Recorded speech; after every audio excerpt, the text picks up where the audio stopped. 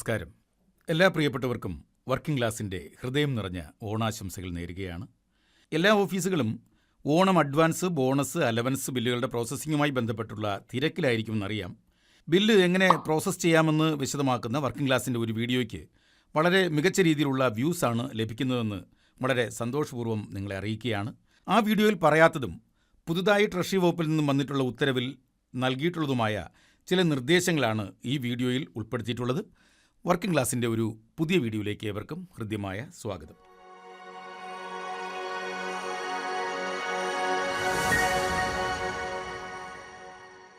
ഇതാണ് ആ പുതിയ ഉത്തരവ്. ഇത് വന്നിരിക്കുന്നത് 17/8/2026 ട്രഷറി ഡയറക്ടർ എല്ലാ ട്രഷറി ഓഫീസർമാർക്കും ഡെപ്യൂട്ടി ഡയറക്ടർമാർക്കും അയച്ചിരിക്കുന്ന ഒരു ഓർഡറാണ്. അതിൽ വിവിധ ഓഫീസുകളുമായി ബന്ധപ്പെട്ട് പൊതുവായി നൽകിയിട്ടുള്ള ചില നിർദ്ദേശങ്ങളാണ് ഈ വീഡിയോയിലൂടെ ഇവിടെ പറയാൻ ഉദ്ദേശിക്കുന്നത്. അതിൽ വന്നിരിക്കുന്ന ഒരു പ്രധാനപ്പെട്ട കാര്യം, ഓണം 2026 ബന്ധപ്പെട്ട് നമ്മുടെ ഈ ഫെസ്റ്റിവൽ അലവൻസ്, ബോണസ്, ഈ ബില്ലുകൾ ഏതൊക്കെയാണ്? ഫെസ്റ്റിവൽ അലവൻസും ബോണസും ഈ ബില്ലുകൾ 17/8/2026 മുതൽ പാസ്സാക്കി നൽകാവുന്നതാണെന്നാണ്. എന്നാൽ അഡ്വാൻസ് ബില്ലുകൾ 20/8/2026 മുതലാണ് പാസ്സാക്കി നൽകാവുന്നത്. അതുപോലെ തന്നെ ഓണം അഡ്വാൻസ് ബില്ലുകൾ അത് ഓണാവധി ആരംഭിക്കുന്നതിന് മുൻപായി തന്നെ, ഓണാവധി ആരംഭിക്കുന്നത് 25-നാണ്. ആ 25-ന് മുമ്പ് തന്നെ, അതായത് 24-ാം തീയതി തന്നെ അത് പാസ്സാക്കി നൽകിയിട്ടുണ്ടെന്ന് പ്രത്യേകം ഉറപ്പുവരുത്തേണ്ടതാണ്. അടുത്തത് വളരെ പ്രധാനപ്പെട്ട ഒരു നിർദ്ദേശമാണ്. മുൻപെല്ലാം നമ്മളെ ഏറ്റവും അധികം ബുദ്ധിമുട്ടിച്ചിരുന്ന ഒന്നാണ് ഈ ഓണം അഡ്വാൻസ്, അലവൻസ്, ബോണസ് ബില്ലുകളോടൊപ്പം സമർപ്പിക്കേണ്ട സർട്ടിഫിക്കറ്റുകൾ. എന്നാൽ ഇപ്രാവശ്യം മുതൽ അത്തരം സർട്ടിഫിക്കറ്റുകളുടെ ആവശ്യമില്ല എന്നാണ് ഉത്തരവ് വന്നിരിക്കുന്നത്. അതായത് റെഗുലർ, പാർട്ട് ടൈം, കണ്ടിൻജൻ്റ് ജീവനക്കാരുടെ Onam advance, festival allowance, bonus ബില്ലുകൾക്ക് പ്രൊസീഡിങ്സിൻ്റെ ആവശ്യമില്ല, സാക്ഷ്യപത്രത്തിൻ്റെയും ആവശ്യമില്ല. അപ്പോൾ ബില്ല് ചെയ്യുന്ന ക്ലർക്കുമാരെ സംബന്ധിച്ചിടത്തോളം വളരെ പ്രയോജനം ചെയ്യുന്ന ഒന്നാണ് ഈ ഉത്തരവ്. കാരണം ഈ സർട്ടിഫിക്കറ്റുകൾ പ്രിപ്പയർ ചെയ്യാനായിട്ട് വളരെയധികം സമയം നമ്മൾ എടുക്കുമായിരുന്നു. എന്നാൽ അതെല്ലാം ഇപ്പോൾ ഒഴിവാക്കിയിരിക്കുകയാണ്. ഈ പ്രാവശ്യം മുതൽ ഈ റെഗുലർ, പാർട്ട് ടൈം, കണ്ടിൻജൻ്റ് ജീവനക്കാരുടെ ബില്ലുകൾക്ക് പ്രൊസീഡിങ്സോ സർട്ടിഫിക്കറ്റോ ആവശ്യമില്ല. എന്നാൽ താൽക്കാലിക ജീവനക്കാരുടെ ബില്ല് കൊടുക്കുമ്പോൾ അതിൽ ഈ ഓണം അഡ്വാൻസ്, ഉത്സവബത്ത, ബോണസ് ബില്ലുകളിൽ എന്ത് വേണം? സാക്ഷ്യപത്രം ഉണ്ടാവണം, നടപടിക്രമം ഉണ്ടാവണം. ഇത് രണ്ടും നമ്മൾ സാധാരണഗതിയിൽ ഡോക്യുമെൻറ്റ്സ് അപ്ലോഡ് ചെയ്യുന്ന രീതിയിൽ തന്നെ സ്പാർക്ക് വഴി അപ്ലോഡ് ചെയ്യേണ്ടതാണ്. അപ്പോൾ റെഗുലർ ജീവനക്കാർക്ക് സർട്ടിഫിക്കറ്റ് ആവശ്യമില്ല, എന്നാൽ താൽക്കാലിക ജീവനക്കാർക്ക് ഇത് ആവശ്യമുണ്ട്. മറ്റൊന്ന് നേരത്തെ പറഞ്ഞ പോലെ 24/8/2026 ട്രഷറി ക്ലോസ് ചെയ്യുന്നതിന് മുമ്പ് തന്നെ ഉത്സവബത്ത, ബോണസ്, അഡ്വാൻസ് ഇവ പാസ്സാക്കിയിട്ടുണ്ട്. അതായത് ട്രഷറിയിൽ സമർപ്പിച്ചിട്ടുള്ള ബില്ലുകൾ പാസ്സാക്കിയിട്ടുണ്ടെന്ന് ഉറപ്പുവരുത്തേണ്ടതാണ്. നമുക്കറിയാം, അഡ്വാൻസ് ബില്ലുകൾ ഓണാവധി ആരംഭിക്കുന്നതിന് മുമ്പ് തന്നെ എന്ത് ചെയ്യണം? നമ്മൾ ട്രഷറിയിൽ നൽകിയിരിക്കണം. ഓണം കഴിഞ്ഞാൽ അത് മാറിക്കിട്ടില്ല. എന്നാൽ ഫെസ്റ്റിവൽ അലവൻസോ ബോണസോ ആണെങ്കിൽ ഓണാവധി കഴിഞ്ഞാലും നമുക്ക് സബ്മിറ്റ് ചെയ്യാവുന്നതും പാസ്സാക്കി എടുക്കാവുന്നതുമാണ്. അപ്പോൾ നമ്മൾ ചെയ്യേണ്ടത് എന്താണ്? കൃത്യസമയത്ത് തന്നെ സമയബന്ധിതമായി ഈ ബില്ലുകൾ ട്രഷറിയിൽ സമർപ്പിക്കുക എന്നുള്ളതാണ്. ട്രഷറിയിൽ സമർപ്പിക്കപ്പെട്ടിട്ടുള്ള ബില്ലുകൾ ഉറപ്പായും 24/8/2026 ട്രഷറി ക്ലോസ് ചെയ്യുന്നതിന് മുമ്പ് തന്നെ പാസ്സാക്കി നൽകിയിരിക്കണം. അടുത്തത് വളരെ പ്രധാനപ്പെട്ടതാണ്. ഇതുവരെ ഇല്ലാത്ത ഒരു നിർദ്ദേശമാണ്.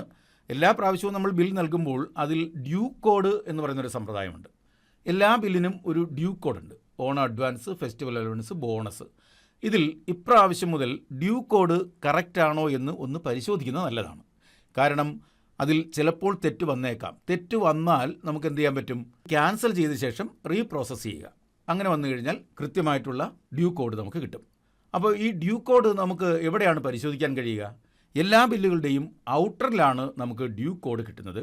ഓരോ ബില്ലിൻ്റെയും ഇപ്പോൾ ഓണം അഡ്വാൻസിൻ്റെ ഡ്യൂ കോഡ് 69, ഓണം അഡ്വാൻസ് വേജസിന് 172, റെഗുലർ ജീവനക്കാർക്ക് ബോണസിന് 49, വേജസിന് 51, ഉത്സവബത്തയുടെ കാര്യത്തിൽ റെഗുലർ ജീവനക്കാർക്ക് 44, വേജസുകാർക്ക് 173 ഡ്യൂ കോഡ്. അപ്പോൾ ഈ ഡ്യൂ കോഡ് നമുക്ക് ഈ കാണുന്ന ബില്ലുകളിൽ ഇതാണ് ഡ്യൂ കോഡുകൾ.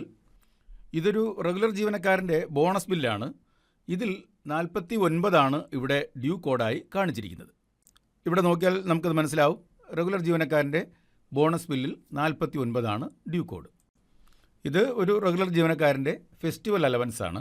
അവിടെ ഫെസ്റ്റിവൽ അലവൻസിന് 44 ഡ്യൂ കോഡ്. റെഗുലർ ജീവനക്കാരൻ്റെ ഫെസ്റ്റിവൽ അലവൻസിന് 44, അതിവിടെ കറക്റ്റായിട്ടാണ് വന്നിരിക്കുന്നത്.